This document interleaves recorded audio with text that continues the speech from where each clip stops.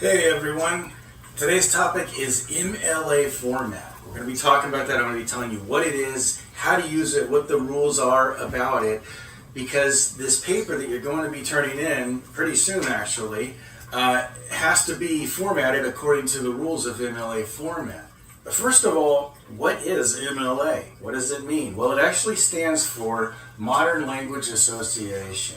Basically, a bunch of scholars got together and said we would like some uniformity in how people are submitting papers in the fields of the humanities. Okay, this is specifically for the humanities that created this.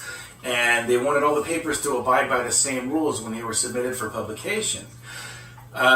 This also affects you because as a student you are in academia, and academia adopted the same rules. So even though you're not submitting your papers for publication, you're still submitting them in an academic environment. So you need to get used to those rules basically. MLA is not the only format. There are other formats, and depending on what field you will be studying, they might be different. For example, I studied MLA format when I was working on my bachelor's degree because I was an English student, which is part of the humanities. But when I worked on my master's degree, I had to learn APA, which is the American Psychological Association, and they have their own rules for how papers are supposed to look and be put together. So I had to relearn all of that information for that. It just depends on what you're studying. A lot of the essays you'll be writing for college as an undergrad, probably most of them are going to be MLA. That seems to be pretty accepted. That was my case when I was a student. Most teachers would just ask for MLA format. So what does adhering to MLA format mean to you as a student? It's actually a lot easier than it sounds. It's not scary, believe me. All it means is there are some specific rules about how your paper should look, okay? And I'm talking about the really finer details like the font that you use and the spacing that you use and the size of the margins. All of this stuff has to do with MLA. Remember, it all comes down to uniformity. MLA wants all papers to look the same way so that you can forget about having to worry about that stuff and just read the paper for the information that's inside, which is what really matters. So MLA helps the reader to forget about all that other stuff and focus on the content. Now, I've uploaded a sample research paper.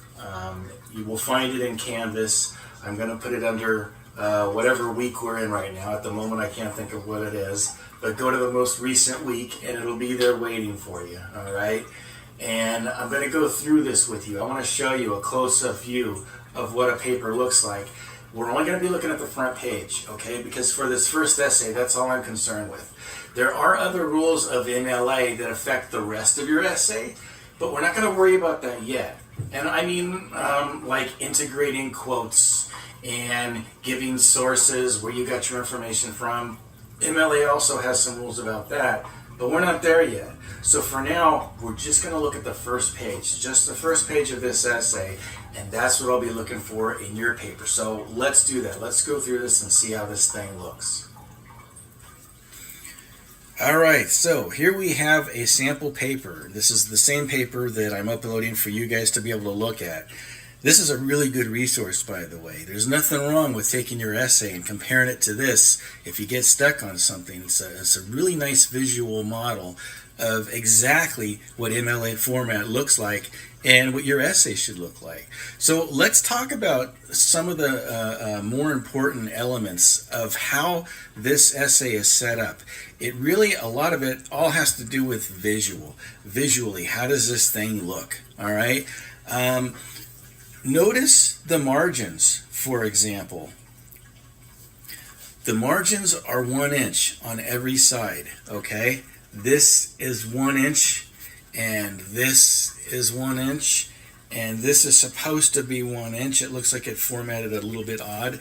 And the right side gets cut off here, unfortunately, but that is 1 inch, going all the way from the left to the right there, okay? 1 inch margins is very important. And your teachers know what 1 inch looks like. Sometimes students will make it 1.5 inches because by doing that you squeeze the text together and you get more pages out of it. So if your teacher was asking for 5 pages and you have 4 1/4 pages, changing the margins can squeeze it into 5 pages, but I want you to understand something. Your teachers know when you do that, so don't do it. It's actually really obvious. 1 inch is very different from 1 1/4 inches or 1 1/2 inches. So don't try to make the essay look like more than it is by changing the margins. MLA format is very specific in that it's got to be 1 inch. Now, there is one caveat to that rule, and that's this guy right here.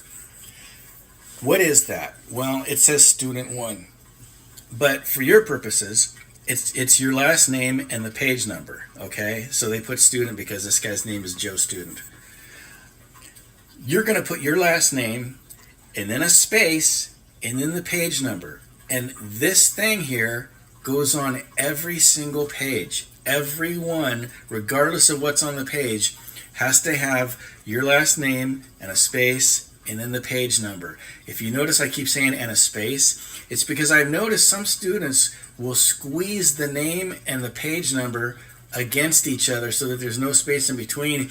And it may seem very picky, but that is wrong. That is not MLA format. That's how picky MLA format actually is. So make sure you got that space going between there, okay? Now, as far as the spacing there, this between the top of the page and where that name and page number occur is actually 1/2 of an inch. That's the one place where it's not 1 inch. Everything else everywhere is 1 inch margins, but that one piece is 1/2 an inch. It's still 1 inch from the right side. That's still 1 inch going to the right side of the page, but going from the top, it's 1/2 an inch. If you're wondering how to do that, the easiest way is if you're using Word, and most of you are, you can just go into the header. Double click at the top of the page and it'll open up a header. And then I believe, I don't use Microsoft very much, or Word, but I believe it says you can click on Insert and it'll give you the option to put name and page number. You click on that and then you type your name there and it'll automatically put it on every page. And probably it's already going to be set up as a default for 1/2 inch. If it's not, then you can change that on your own.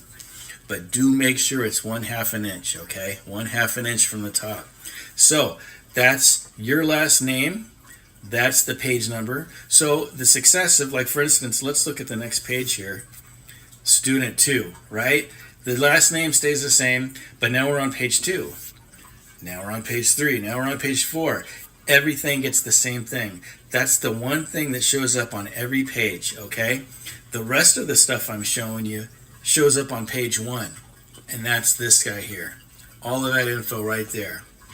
Let's talk about that. The first thing that shows up is your name.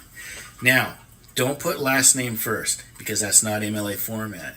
Whatever your name is, normally put it that way. I would put Dan Wheeler. I'm not going to put Wheeler, comma Dan because that's incorrect. It's got to be first name first, last name last. Joe Student. Next is your teacher's name. And I'm not going to be too picky about how you write that down, okay? If you want to put Professor Wheeler, if you want to put Mr. Wheeler, if you just want to put Wheeler, I honestly don't care. As long as you've got your teacher's name there, you're good. You took care of it. That's the second level there. The third level is the name of the class. And believe it or not, I've had students get this wrong. Our class is English 1A, okay? Just call it English 1A. I think what happens is sometimes I'll get students who recycled essays from other classes and they forgot to change it. So it'll say Anthropology 1 right there, kind of a dead giveaway that you wrote that essay for someone else. So don't do that. Make sure you put English 1A. It's for this class, right? Finally, the fourth level, and this a lot of people get wrong. In fact, amazingly, people continue to get it wrong for the entire semester. And I don't understand why, because I feel like I'm explaining it pretty clearly, but look, here's the thing. The date's a little bit different. This is British format, okay? In Britain, Great Britain, if you go to any of those areas, they're going to put the day and then the month and then the year. It's different in America. For some reason, we got in the habit of putting the month and then the day and then the year. which British people think is totally backwards, and I kind of get that, because why not start small and work your way up to bigger, right? Day, month, year. That's how it's got to be. Don't play with that. 13 January 2014 is when this thing was submitted, okay? 13, not 13th. There's no TH there. It's just the number 13. January is spelled out. Don't put JAN period, okay, or JAN. Spell out the entire month and then put the year, okay? There are no commas. There's no punctuation at all because it's not necessary. If you were putting it in American version, January 13th, 2014, you would have a comma after the 13 because you've got two numbers there and you need to separate them. But MLA Format does away with that. Because it uses British format, you do not need a comma there.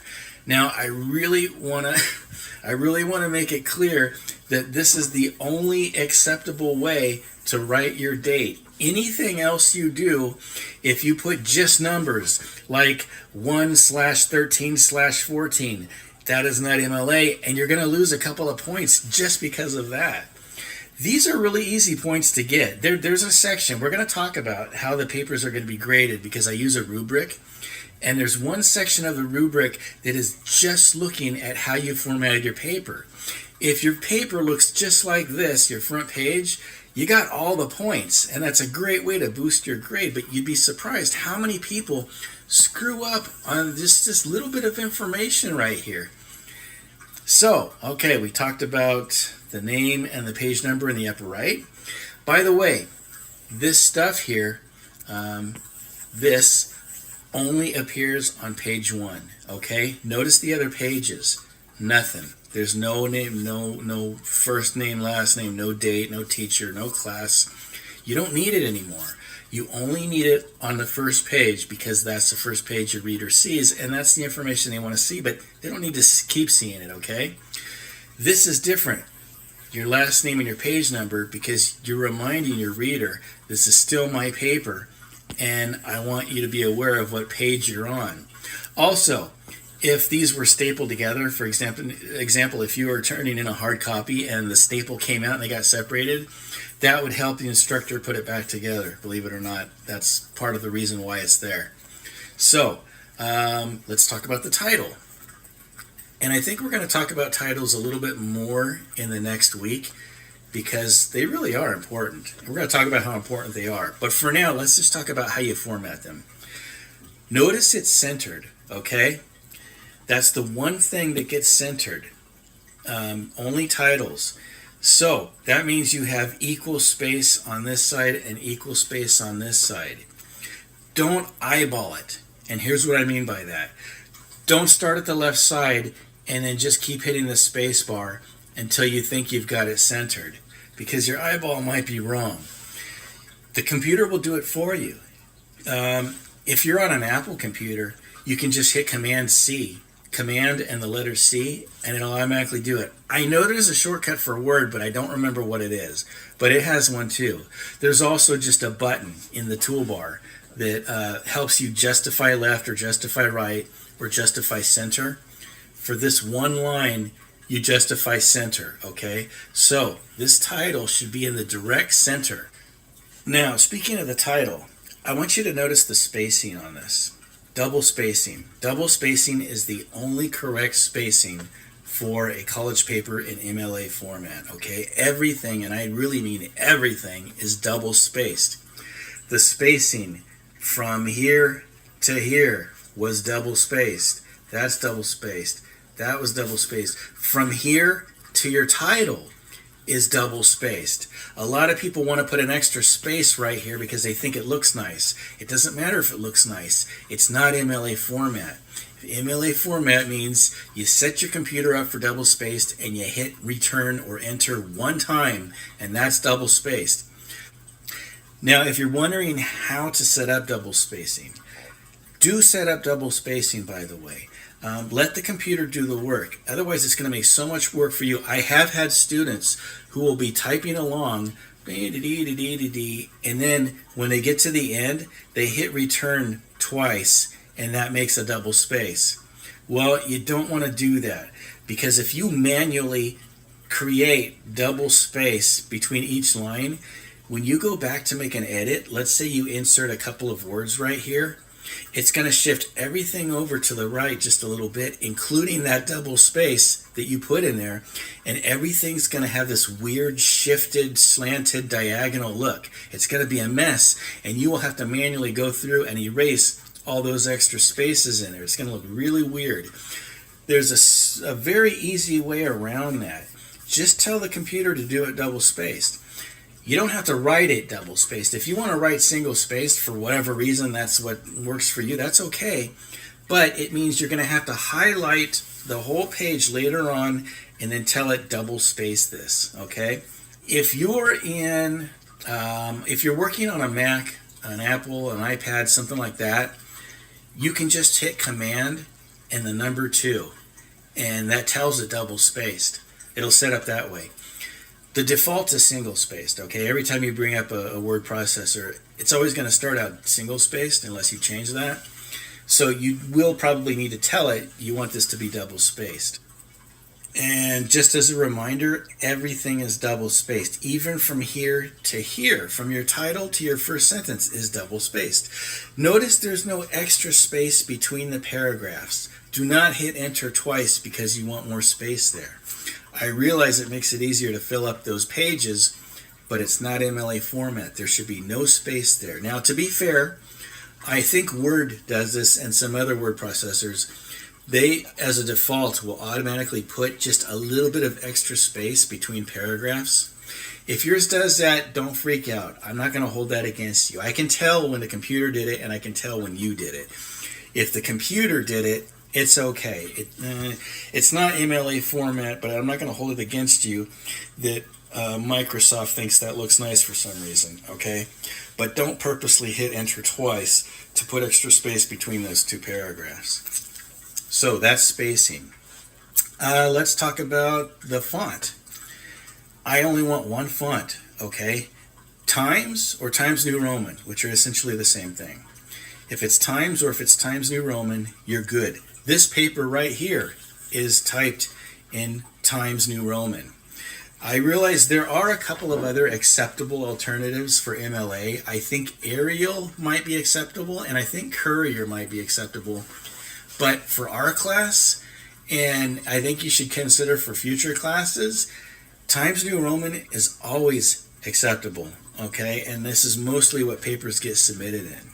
So I want to suggest that you get used to using it. And for our class, it has to be. If you don't use Times or Times New Roman, you're going to lose a point for that too. And that's just silly because that's such an easy point to keep. Just use the correct font. Every word processor has it. Every single one of them, I promise you. You're not going to have trouble finding Times. The size of the font is 12 point. Don't go less and don't go more. People will sometimes go more. Sometimes people will try 14 because, again, it fills up more pages and it makes it look like you've made more than you actually have. I know the difference between 12-point font and 14-point font. So if you try to make it a bigger font, I can tell, and there's another point you're going to lose because it's not MLA format. It has to be 12-point, okay? Really important. So that's pretty much it. That's the introduction for MLA format. Again, remember, we're going to talk a little bit more about it as the semester goes on. There are other things we'll be talking about that are affected by MLA format. We're not there yet. We're easing our way into it, okay? So let's talk about this essay. If you've been keeping up with the workload, and to be fair, I think it's a pretty light workload. We've been doing this in very small chunks, okay? We've done one step at a time, and you've had a day or two each time, each step of the way. Hopefully you're caught up. Hopefully you're keeping up with what we've been doing. If you have, the good news is you're practically done with the essay. That's it, okay? We started with the body paragraphs, remember. That was the first thing I told you to do, and that was telling a story. The beginning of the story, the middle of the story, and the end of the story. Then we worked on the introduction, and we talked about how the structure of that, I want to see your thesis statement right there at the bottom of the introduction. And we also talked about what goes into that thesis statement. Remember, answering those three questions. I'm specifically looking for those three elements in that thesis statement. Who, what, and why is this significant? Please remember that part. It's not why did it happen. I don't care about why it happened. I care about why it's important. So if there was a lesson learned, put that in there, right in the thesis statement, okay? I gave you an example of mine a couple videos back. Go back and watch that if you're getting stuck on this part. We talked about that very first sentence, a badass sentence, right? You got these badass methods of starting an introduction. All of them are legitimate and all of them are great ways to start a paragraph, to start that introductory paragraph. And we talked about how the information gets more focused, more condensed until you get really specific, which is the thesis statement. Then we spent a couple of days just on a conclusion. We talked about that as well. Remember, it goes from narrow to wide. So if you want to restate the main idea right there, you can do that. And then go wider and wider and wider. And remember, the conclusion is telling us, it's telling your reader, this is important, and it's explaining why. Why is this important? Why should the reader care? Well, tell them, explicitly tell them why they should care. This is important because, and you fill in the blank there, okay? Really important, that's what a conclusion does. Keep in mind, however, that in the conclusion, you don't add extra information. I know there's a great temptation to do that because while you're writing this is the last paragraph you're writing, and sometimes an idea will come to you, oh God, what a great idea, why didn't I say that? Oh, I'm going to put it right here. Don't do that, because if it's part of your argument, in this case, if it's part of your story, then it belongs in those three paragraphs, those body paragraphs, not in the conclusion. That is not the story. So, one other thing I want to mention. Don't tell me the story in the introduction. I can't tell you how many students will do that. They're so anxious to tell the story that they'll just go right in, well, Jerry had an appendicitis and he almost lost his life and blah, blah, blah. Well, don't tell me that. That doesn't belong there because this is where the story is, okay? You're setting up the story, but you're not telling the story. So do not tell the story. Don't give away the secret before you get to the actual story, which is these three right here. You're only introducing the story, okay? Don't tell me what the story is. By the way, the requirement for pages, I'm not going to really give one this time. I'm pretty lenient on the first essay as far as how long it needs to be. I'm basically sticking with 5 paragraphs. So if you give me 5 full paragraphs, I'm going to call that a complete story. I'm not necessarily counting pages, I'm counting paragraphs, okay? If you tell me a complete story, that helps your grade. If you've got huge gaps in the story, if you jumped from the beginning to the end and the middle's missing, that's going to affect your grade because I want all those details in there. So don't rush this thing. Make sure you do give me a complete story. And if you don't have a complete story, it means you need to go back and talk to this person some more and maybe interview them some more. Maybe ask them some questions. Not everybody's a great storyteller. So if they left out some details, you as the journalist, as the newspaper reporter, it's on you. You got to ask questions and pull this information out of them, okay? That's how you get a full story. So don't worry so much about how many pages it is. Worry about, do you have 5 full paragraphs, okay? So MLA format, 5 full paragraphs. I'm just now thinking of something. Here's another area where people screw up, okay? Those body paragraphs, please put a topic sentence. We talked about paragraph structure. Every paragraph has to have a topic sentence, right? And when we say every paragraph, we're really talking about body paragraphs, okay? Intros and conclusions are different. They have their own rules. But everything in between, the body paragraphs, it's got to have a topic sentence. And I spent a really good amount of time on one of our videos when we were talking about paragraph structure, about how that topic sentence has to be wide enough and general enough to encompass the whole idea in that paragraph. Don't just give me the next detail that happened. And he ate it and it made him feel sick. Well, unless the whole paragraph is about him eating it and getting sick, then that's wrong. It's not a topic sentence. A topic sentence sets up the whole thing, okay? So if you're stuck on that, look at the video that I made about paragraph structure, okay? I talked about that. The topic sentence is a little bit, I don't want to say vague, but it's big, okay? It's a big idea. It's not one specific detail. Everything that follows all these other sentences, all right, everything under my topic sentence, those are details. This happened, and then this happened, and then this happened, and then this happened. Fine, I'm telling the story. But the red one there is not, and then this happened, okay? It's setting up all the things that happened. What do these things all have in common? That's what that red sentence is doing, all right? Now, I know I got you guys into the habit of coloring and showing the different levels of information. You don't have to do that. That's not what this is. We're done with that, okay? That was all. Those were exercises. Those were mental exercises to get you to look at paragraph structure and essay structure in a different way. Color helps you do that. But now you're turning in a formal essay. You don't want any color on there, okay? So don't highlight it. Don't underline anything like that. It's just a normal essay at this point. So we're done with that. Don't feel like you need to color that. That's not what we're doing now, okay? I'm throwing that in there because sometimes I get essays that are highlighted, and we don't need that anymore. We're done with that. See you guys later. I will check with you again soon. And that's it for today.